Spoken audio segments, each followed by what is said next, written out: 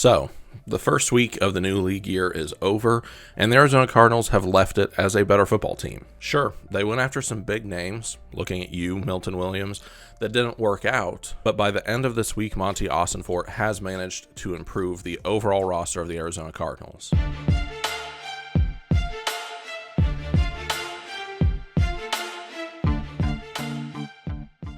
Things did kick off on Monday with a big push for Philadelphia Eagles defensive tackle Milton Williams that just didn't work out.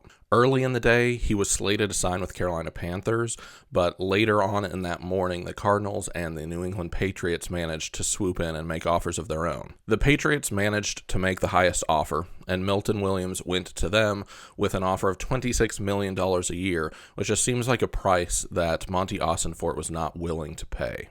In his 2 years as general manager, Monty Ossenfort has shown an ideological unwillingness to overspend on players. The craziest he's ever gone was a 3-year, $30 million deal that he gave out last year for defensive tackle Justin Jones. That didn't work out in 2024 with Jones landing on IR for the majority of the season, but in his defense, Ossenfort had targeted Jones because he was a durable and dependable player for most of his career. Just happened to be bad luck. And even though Williams didn't work out for the Cardinals, they did manage to land one of their top free agent priorities in another Philadelphia Eagle, Josh Sweat. Sweat is coming off of an 8-sack season in which he helped lead his team, the Philadelphia Eagles, all the way to hoisting a Lombardi trophy in February. In the Super Bowl itself, Sweat was an absolute force. Patrick Mahomes was sacked 6 times in that game, and 2.5 of those came just from Sweat. He made himself an argument in that game to be the Super Bowl MVP, and he was a critical component of that 40-22 beatdown this year. Sweat was a 4th-round pick in 2018 coming out of Florida State, and he spent his entire professional career so far with the Philadelphia Eagles. He became a major contributor on that defense around 2021, which, coincidentally, is the year that Jonathan Gannon became the defensive coordinator of that team.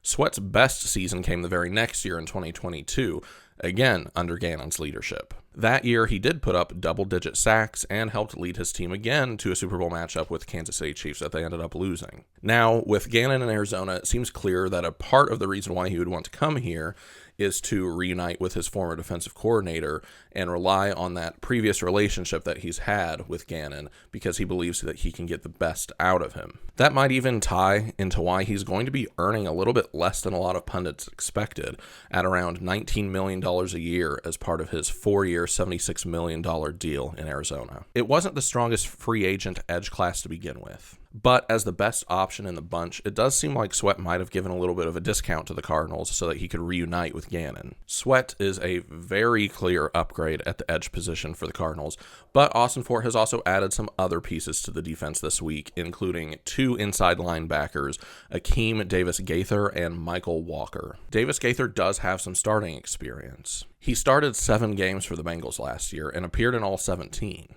Mostly, though, ADG is an ace special teamer that saw the field for only about 47% of defensive snaps, but 68% of special team snaps. If you want to see what Bengals reporter Joe Goodberry had to say about him on X, you can go ahead and pause the video right here. Mikal Walker is a player in a similar vein to ADG. He also has about 1 year of starting experience as an Atlanta Falcon in 2022. You can see his PFF grades from that season here. It's a bit unclear what the expected role is for both of these linebackers, but if Kyzir White does not return, which kind of seems likely at this point, it seems like they will probably fight it out for a chance to play in the middle of the defense with Mack Wilson Sr. and also provide some special team juice. On Wednesday, however, the Cardinals made one more big splash move on defense by signing nose tackle Dalvin Tomlinson. Tomlinson is a 31-year-old defensive lineman who has been with multiple teams around the league, including the Giants, the Vikings, and most recently, the Cleveland Browns. This is a move that, to me, really indicates where Jonathan Gannon wants to take this defense. Tomlinson is a prototypical nose tackle in a lot of ways, and it seems to signal that the Cardinals are not interested in building a flashy defense full of star players at every position, but a tough, durable, get-to-work type of defense. Let me see your hands. Who took the bus? Did you have fire in your gut? Did you?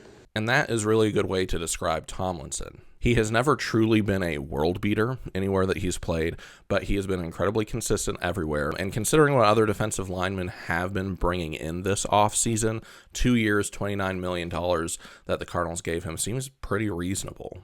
To close us out, I want to quickly go over some of the other players that have either been re-signed or brought in. The most notable re-signings are probably guard Evan Brown and edge Baron Browning, who are both coming back to the Cardinals after a pretty decent 2024.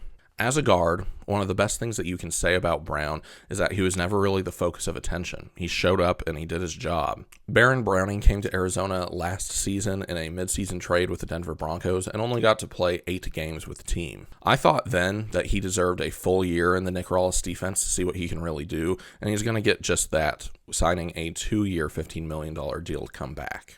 I will throw up a list of the other Cardinals re-signings of their own free agents right here. One to highlight is bringing back 35-year-old swing tackle Kelvin Beachum. Beach will be the oldest player on the team by a fairly significant margin, but when he has been called on in the past, like last season after the Jonah Williams injury, he's largely delivered. Overall, I would grade this first week of free agency a very strong B. They got a major target in Sweat, and they added a very underrated player in Tomlinson who will impact this defense.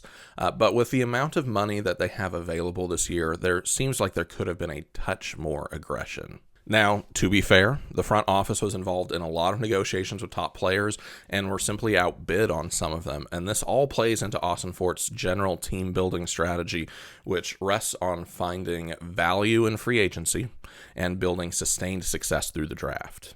That all being said, I do think the Cardinals front office has done a good job this week, and they made the team better, and that's really all you can ask for. Well, Cardinals fans, what do you think about this first week of free agency? Make sure that you let me know your thoughts in the comments down below, and if you found this video helpful or useful in any way, I hope you'll consider subscribing.